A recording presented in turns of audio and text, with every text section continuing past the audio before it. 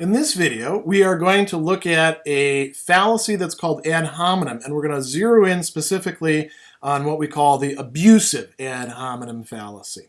So we're going to talk about what that fallacy is, then we're going to look at the structure of that kind of argument. We'll talk about why it's a fallacy, what goes wrong with that.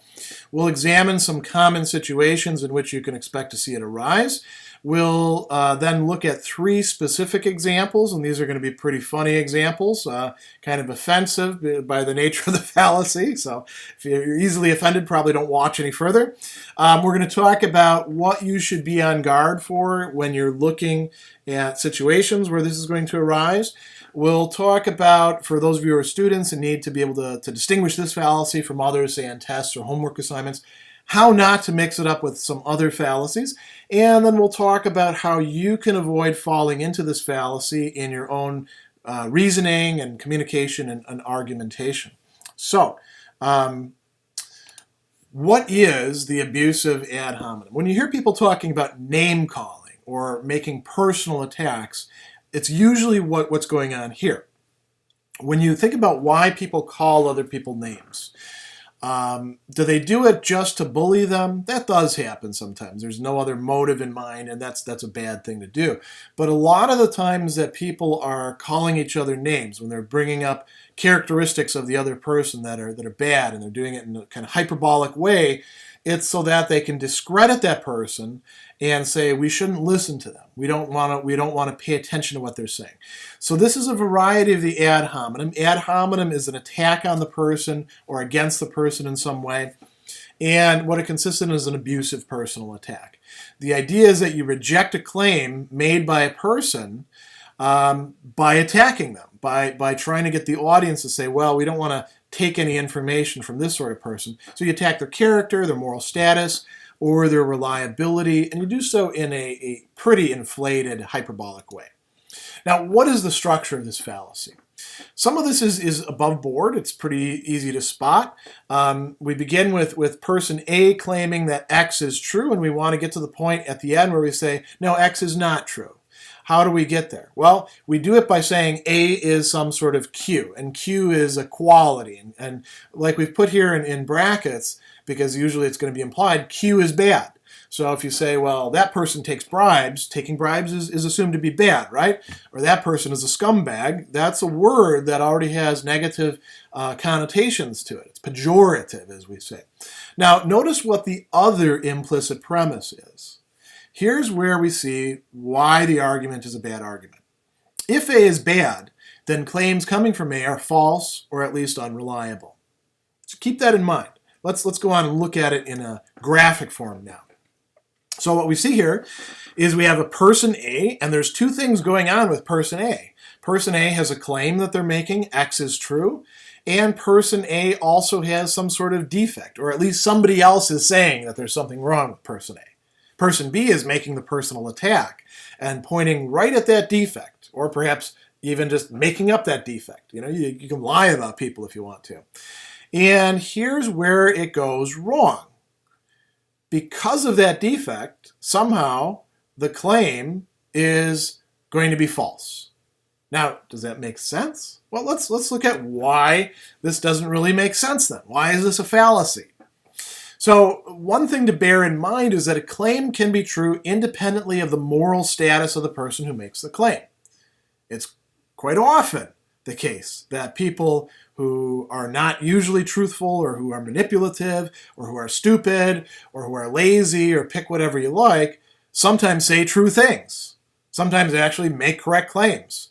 If you're going to reject that, you know, somebody says it's raining outside and you don't like that person, or you think that they're shifty or something like that, it's probably raining outside, unless they had some real good reason to tell you that it's not raining outside that you could attribute to them. It's probably totally irrelevant, right? There's a confusion going on here between the truth of a claim and whatever moral status is being attributed to the person making the claim. It is a natural human tendency to want to say that we should only trust people who are good people, that we shouldn't listen to people who have some sort of badness. But the truth of a claim can be true independently of who's making the claim.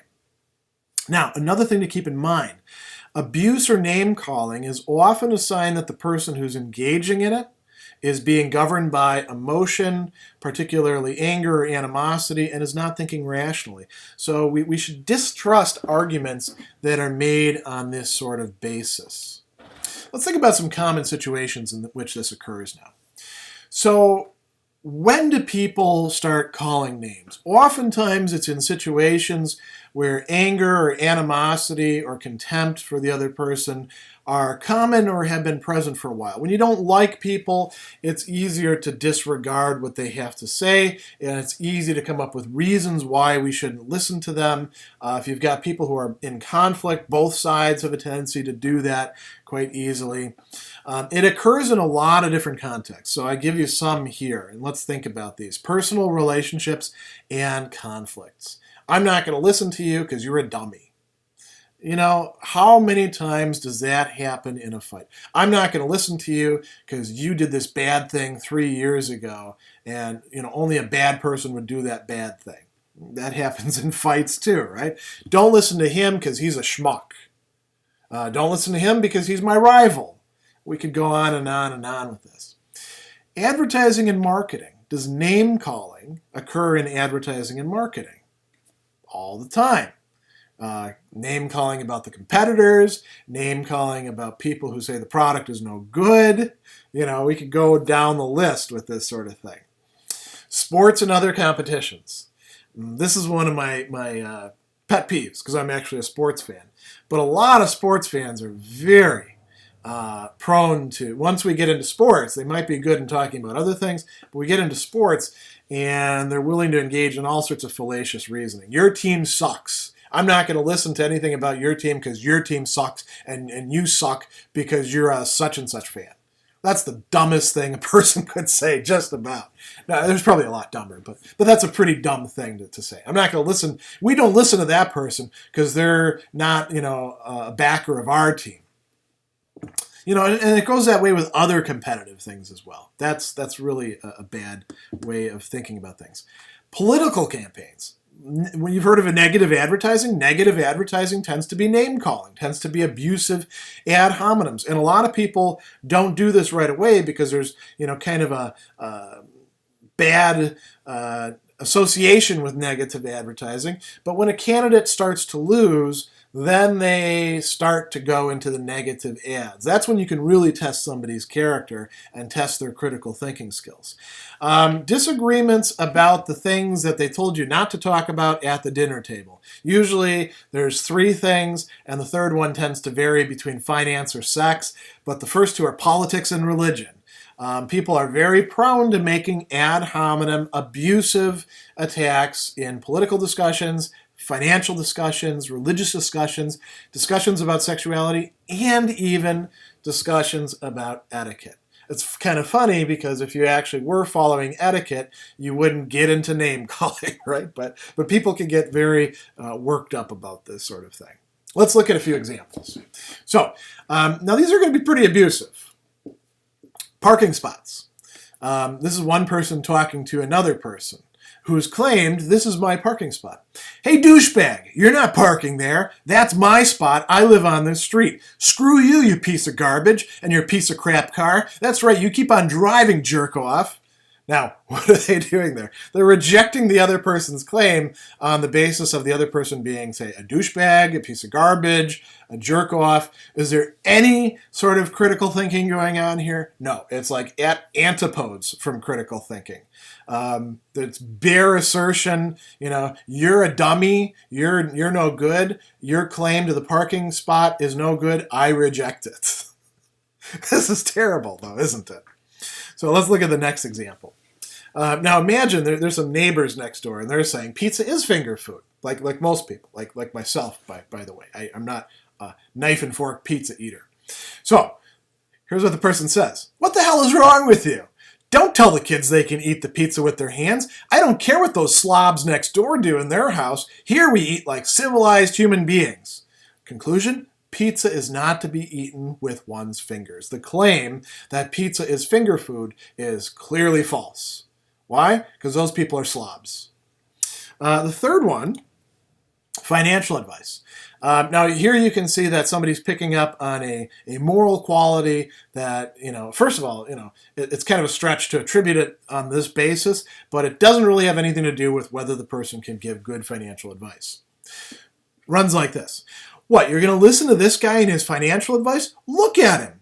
Those glasses, that awful tie, that comb over. I tell you, he looks like one of those perverts. I bet you look him up on the sex offender registry, there he'll be with that dumb, dopey look on his face. I don't care if he's got a CPA. He's got a pervert face. That's what matters. And the conclusion? You should not accept this person's financial counseling. Now, I don't think there is any such thing as a pervert face to begin with, but, some people do believe in that sort of thing. If there was, would that have anything to do with a person's qualifications for giving financial advice? And would that actually go against the person having a CPA? I don't think so. This is some really terrible reasoning going on here, but people do that sort of thing all the time. What should you be on the lookout for? How do you spot this? Well, when you see people taking sides in a dispute or conflict and they're beginning to attack each other on a personal level, pay attention to whether the attacks have anything relevant to say, to illuminate the issue, to bear upon things that actually matter, or whether they're just making attacks to try to discredit each other. Also, you want to be on guard with people or groups or organizations that tend to engage in a lot of personal attacks or abuse towards those who disagree with them, because they're going to be making ad hominems. Great example is, unfortunately, internet comment threads. You see a lot of trollers and a lot of people who otherwise might be fairly well behaved, but quickly get into a lot of really snotty, even abusive comments towards each other, often along political lines or religious lines or social lines or sometimes racial lines or education lines or stuff like that. And would you go in there and expect rational argumentation from people like that? Probably not. It's setting the bar a little high. I'm not excusing what they do. There's no excuse for jackassery, but a lot of it does go on, so you should be on guard. How do you distinguish this from other fallacies? This is for you students out there. Now, one thing that you can do is don't get misled by the fact that some abusiveness is going on into thinking it's necessarily an abusive ad hominem, because some other fallacies might have the abuse as something incidental to it, but it's really about that fallacy itself, the structure of it. So think about peer pressure. There's situations that are marked by peer pressure, and oftentimes peer pressure goes along with calling somebody a geek or a nerd or a dork, or pick whatever you like. I don't know what the kids call each other these days. I know those are things we called each other back then. Now, if the motivation is for the claim that's being made is to belong to a group, if that's what's being played upon, what we have there is peer pressure and not an abusive ad hominem. Likewise, if we're saying, well, the other person attacked me first, so I get to attack them, they were abusive towards me, I get to be abusive towards them, what we're talking about there is the fallacy of two wrongs make a right. There is abuse taking place, but it's within the context of a two wrongs make a right. The other thing, a lot of people mix up ad hominem fallacies and straw man fallacies. So how can you tell them apart? In ad hominem fallacies, you're attacking the person who is making the claim. You're focusing in on that person. You're not so much worried about the claim or the argument. You're hoping that if you demolish that person, the claim will then be demolished. With a straw man, you're not actually looking at the person so much. You're looking at the claim and the argument that's being made, and you're misrepresenting it so that it looks worse off than it is, usually so you can get somebody else to accept your argument. And it may bleed over onto that person. That person's a stupid person for making such an argument, or whatever. But really you're focusing in on the argument itself. Another thing to keep in mind, while it's rare, not every argument that focuses on the negative moral status of the opponent is necessarily a fallacious argument. if you know that somebody is in fact a pathological liar that is relevant epistemologically to the sort of claims that they're making. A lot of cases it's not, but calling somebody a pathological liar when they're really a pathological liar is not an example of name calling. It's not an abusive ad hominem. How do you avoid falling into this yourself?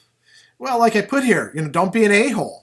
This isn't rocket science when it comes to this. It's not that hard not to insult other people. It's not that difficult to not even take the high road, but at least the middle road of civility, and not go to the bottom level road of simply engaging in personal attacks to try to make your point, to try to get the other person's point discredited. So another thing that's important is don't buy into or repeat personal attacks made by other people. Why not? Because if you do, that's going to become a habit. And we are mimetic creatures. We imitate each other. You're going to start accepting that sort of thing as okay, as good argumentation. Then you're going to fall into the fallacy yourself. The last thing I'd say with that is if the moral status of the person is somehow relevant to the issue being discussed, if you think it is, try to find some other grounds, find some other way to reference it, using neutral language, using some sort of, process by which you show the other people how this is actually relevant. So if somehow you think being a nerd discredits somebody, you better be able to make a case for that. And if you can't, don't do it. Last thing I'm going to say here is that this video is part of a series discussing common fallacies in reasoning and argumentation, and it belongs to an entire channel that's devoted specifically to critical thinking, logic, and argumentation. So if you like this video, if you find it useful, if you think other people might benefit from it as well, share it with other people in your social media, and check out other videos and series in this channel because we're going to keep on adding more and more great content as time goes on.